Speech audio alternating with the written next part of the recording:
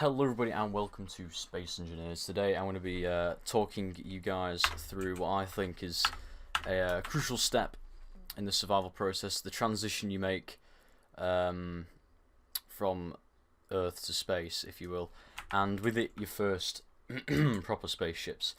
I just want to show you some examples. Both of these are built by me, as you can tell, because they look disgusting. But it's not how they look, it's about how they work. The one on the right is a sort of a lighter version, really, and the one on the left is a complete, fully blown shuttlecraft. For your first spaceship, I'm going to be talking vanilla terms here. You won't have ion thrusters, obviously, unless you've got a bit crafty. I'm not really sure, how you'd go about getting them, but it's certainly possible on the Earth-like planet, but it's not very easy at all.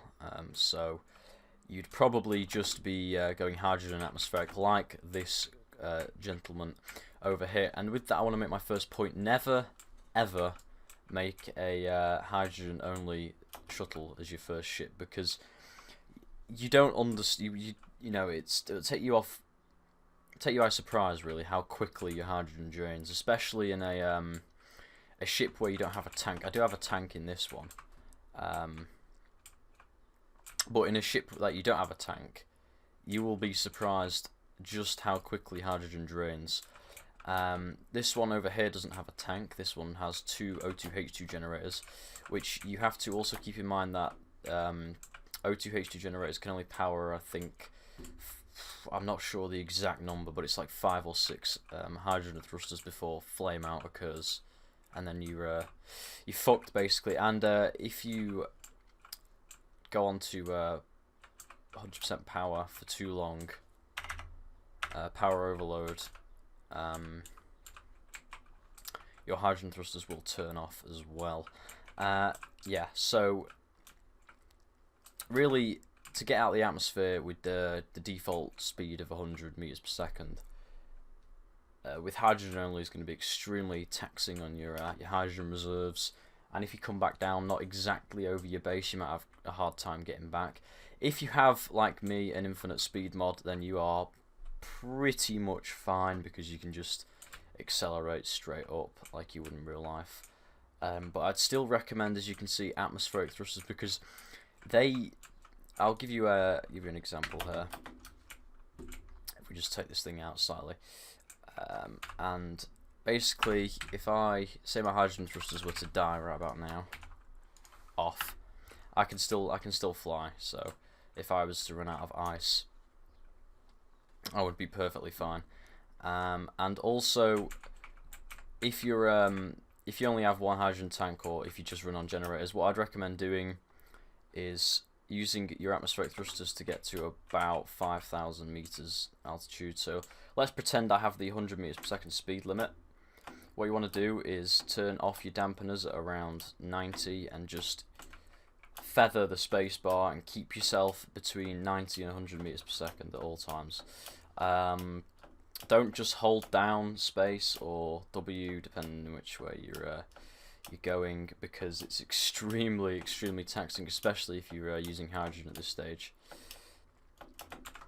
What I'm actually going to do is make a hydrogen group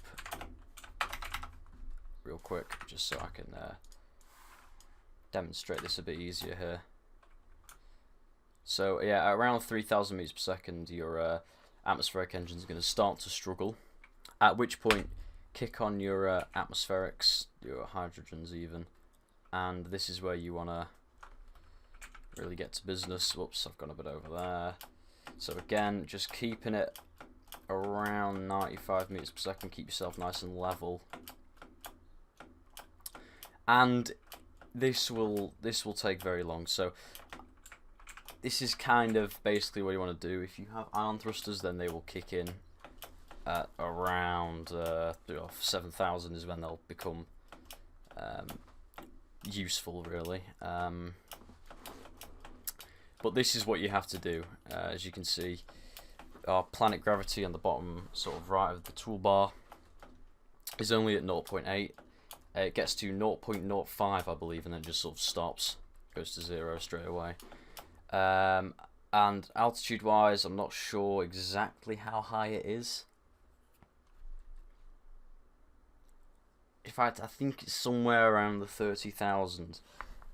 So it will take you quite a long time to get to that point. If you're like me and you play with a infinite speed mod or just a higher top speed, which is honestly recommended, all you need to do is just burn for a long time and then turn your engines off and you're good to go. If you're in space and your hydrogen's very, very low, just obviously find an asteroid. I'm pretty sure, well, before the update, like literally every asteroid had ice and iron. I'm not sure about now, but it's probably the same. So refuel an asteroid, don't be stupid, and yeah, just honestly use atmospheric thrusters as well as hydrogen. You won't regret it. Like, I'll give you a quick example here. The way I learned was a YouTuber called Splitsy. Uh-oh. I'll just blueprint this because I'm coming in way too hot here. Let's have a nice explosion. Oh, no, okay, I've saved it. Just about. A YouTuber called Splitsy did a tutorial on this, though it was a bit lengthier. It's I recommend you do watch that. That's how I learned a lot of shit. Honestly, the way you learn the most though is just literally doing it. So I'll give you a quick example of a quick shuttle you can make. He made one very similar in his video. So I'll give you a quick list of what you need.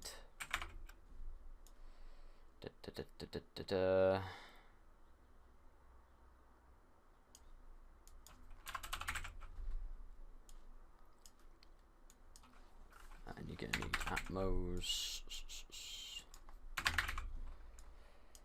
batteries.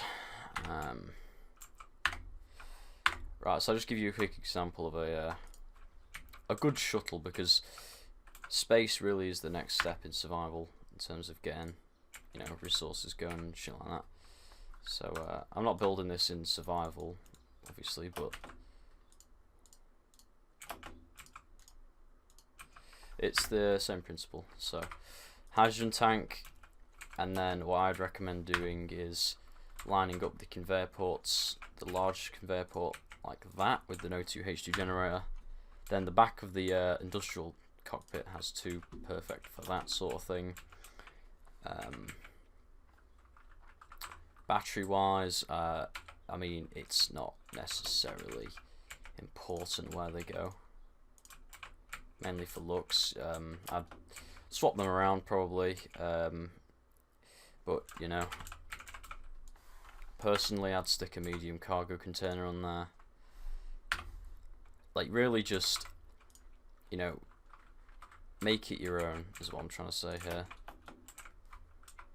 Then the tank serves as a nice sort of platform for all your thrusters. But yeah, like I said, atmospherics, have them, please, because they're very useful, very useful. And hydrogens don't take a lot of power either, so if you have two batteries, you've got a lot of energy to spare.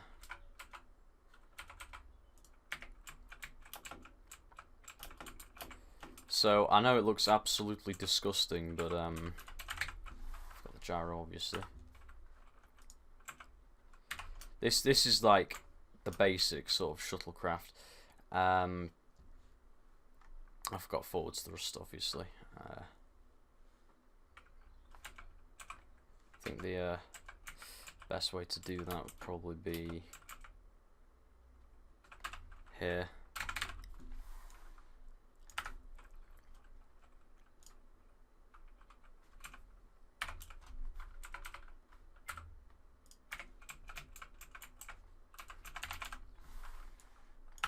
Just very crude.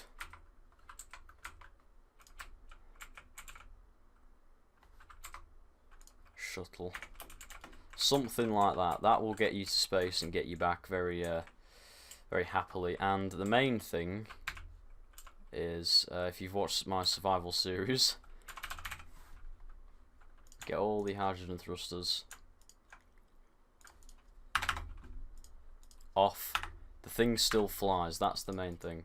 So if you run out of hydrogen, you're gonna have an iffy time getting back, but you will be able to get back. You know, you can always put more thrusters on in different directions, stuff like that, for your first shuttle. But yeah, from there on, it's pretty much smooth sailing. One other thing, if you're playing vanilla and you're not on like a really hostile server, I wouldn't bother with weaponry. Like this one just has a Gatling gun.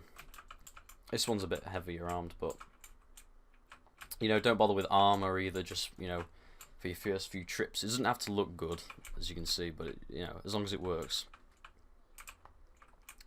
Link to Splitsy's video will be in the description. That's much more detailed than this, but yeah, that's it for now anyway. If you have any questions or you need some help, leave it down below and I'll do my best to help you out. Yeah, thanks for watching, take care.